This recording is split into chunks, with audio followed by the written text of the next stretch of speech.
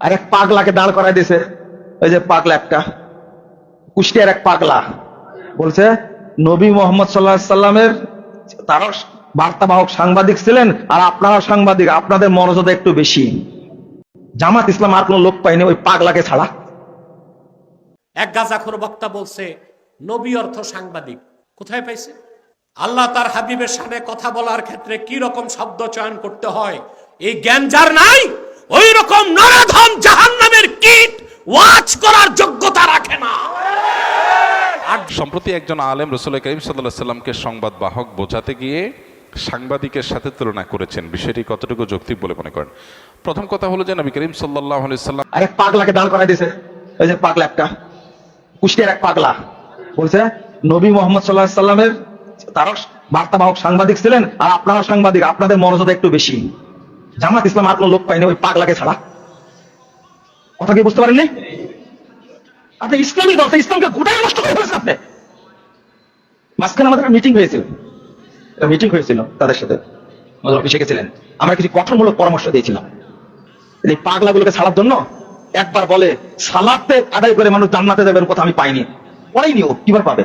আর বলছে আহলে হাদিসরা হলো আহলে খবিস, বলছেন এটা এক একটা কথা বলছে। আমি পাগলাকে পেয়েছেন, আমার ইসলাম কাউকে পাইনি। ইসলামকে এরকম ভাবে গলা কাটা করে চিন্তা করে কোন ইসলাম প্রতিষ্ঠা করা যায় না। কথা ভালো করে মনে রাখতে হবে।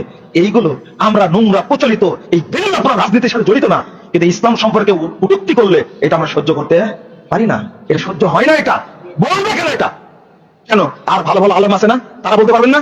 অধ্যক্ষ মুজিবুর রহমান, তাকে চিনি, আমাকে জয় ধরলেন। আমি মনে করি বিজ্ঞ আলিম তিনি, কথা বলবেন তারা ইসলাম সম্পর্কে বলতে গেলে। এক গাঁজাখোর বক্তা বলছে নবী অর্থ সাংবাদিক। কোথায় পাইছে? আল্লাহ তার হাবিবের সামনে কথা বলার ক্ষেত্রে কি রকম শব্দ চয়ন করতে হয় এই জ্ঞান যার নাই, ওই রকম নরধম জাহান্নামের কীট ওয়াচ করার যোগ্যতা রাখে না। আর যারা ভুল করার পর ভুল স্বীকার করে না, তওবা করতে চায় না, তারা ইবলিসের উত্তরসূরি। তোমরা যে তিন বক্তা আছো, এত তারসিরা বক্তা তো বাংলাদেশের ইতিহাসে কেউ পায় নাই। কিসের ওয়াজে বসে নগ্ন নায়িকাদের অ্যাডভার্টাইজ করে? আমার তো মনে হয় ফ্যান্সি ডিল খেলেও এত মাথা উলায় না। এটা হচ্ছে গাজার কুপ্রভাব। বান্দা আল্লাহর যত বেশি পেয়ারা হয়, আল্লাহর কাছে তত বেশি ক্ষমা চায়, বলেন সুবহানাল্লাহ। আর আজকে আমাদের মধ্যে অহংকার চলে আসছে। 7 আর 2 টাকার বক্তা ভুল করবে, কুফর করবে, ক্ষমা চাইতে বললে বলে কি করছি যে ক্ষমা চাইতে হবে? বাংলাদেশের মাঠে এখন কিছু গাঁজাখোর বক্তা নামছে। শুধু গাঁজাখোর না, বুদ্ধিজীবী যেগুলোকে সাইজ করছি আমি গত 16 বছর, ওগুলো তো মেয়াদ উত্তীর্ণ গাঁজাখোর ছিল। আর এগুলো যে গাঁজা খাইছে, এটা মেয়াদ উত্তীর্ণ না হইলেও যে গাঁজা খাইছে এতে সন্দেহ নাই। এক গাঁজাখোর বক্তা বলছে নবী অর্থ সাংবাদিক। কোথায় পাইছে? ফাতাওয়া বাজ্জাজিয়াতে এসেছে নবীর অর্থ কি? আল মুখবিরু আনিল্লাহি আযজা ওয়া জাল্লা বিআওয়ামিরিহি ওয়া নাওয়াহিহি।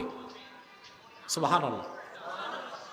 আল্লাহর পক্ষ থেকে যিনি বার্তাবাহক, আল্লাহর আদেশগুলো কি, নিষেধগুলো কি, আল্লাহর পক্ষ থেকে মানুষের কাছে পৌঁছাতেন, তিনি হতেন নবী। তিনি হতেন।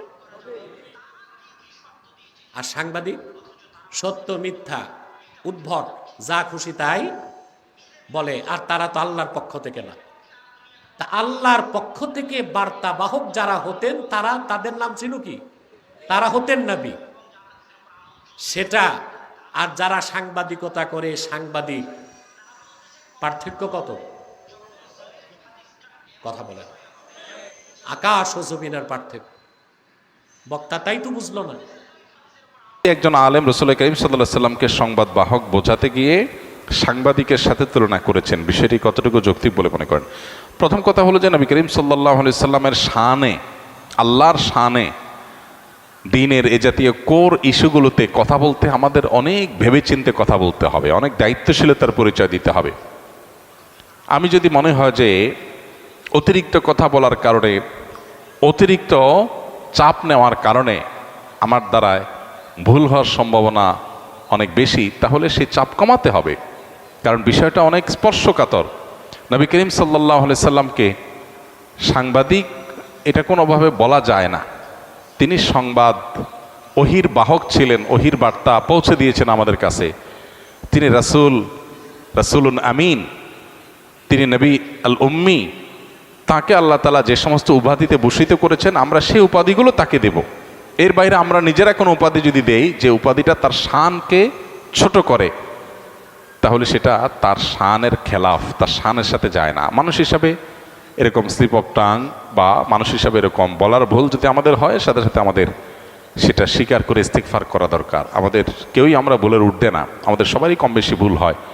ভুল হলে সেটা কারেকশন করা উচিত এবং ভুলের রেশিও কমিয়ে আনার জন্য আমাদের খুবই দায়িত্বশীলতা এবং খুবই সচেতনতার সাথে দাওয়া পেশ করা উচিত। আল্লাহ আমাদেরকে তৌফিক দান করুন।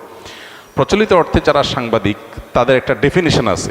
নবী সাল্লাল্লাহু আলাইহি সাল্লামকে এই শব্দ দ্বারা যদি ভূষিত করা হয়, তাহলে নবী করিম সাল্লাল্লাহু আলাইহি সাল্লামকে এই ছাঁচে ফেলা হয় এবং একজন সাংবাদিকের মতো করে তাকে মানুষ কল্পনা করবে, ভাববে, যেটা তার শানের খেলাফ, যেটা তার শানে যায় না। তিনি যে আল্লাহর পক্ষ থেকে পাওয়া প্রাপ্ত সংবাদ বা আল্লাহর পক্ষ থেকে প্রাপ্ত ওহী মানুষের কাছে পৌঁছে দিয়েছেন, এটা প্রচলিত অর্থে সাংবাদিকের সংবাদ পরিবেশন করার সাথে তুলনা করার মতো নয়। অতএব এটা শব্দ চয়নগত হয়তো ত্রুটি। তো এই ত্রুটিগুলো আমাদের যেন না হয় বা কমে আসে, সেজন্য সতর্ক থাকা এবং পাশাপাশি ত্রুটি হলে সাথে সাথে সেটা সংশোধন করা দরকার।